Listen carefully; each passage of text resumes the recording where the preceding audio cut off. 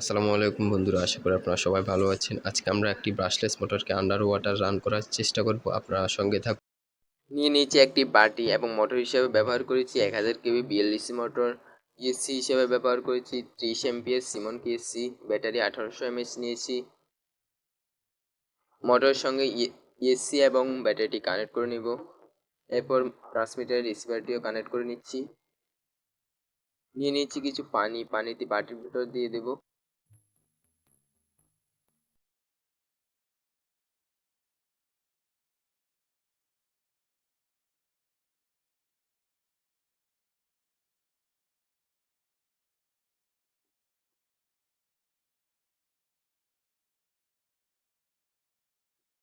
মোটরটি এখন পানির উপরে ঘুরতেছে স্বাভাবিকভাবে। এরপরে আমরা পানির ভিতর দিয়ে চেক করে নেব।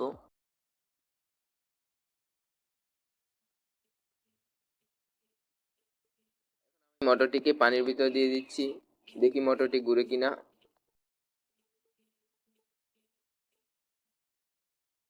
মোটরটি এখন পানির ভিতরে ঘুরছে, আপনারা দেখতে পাচ্ছেন।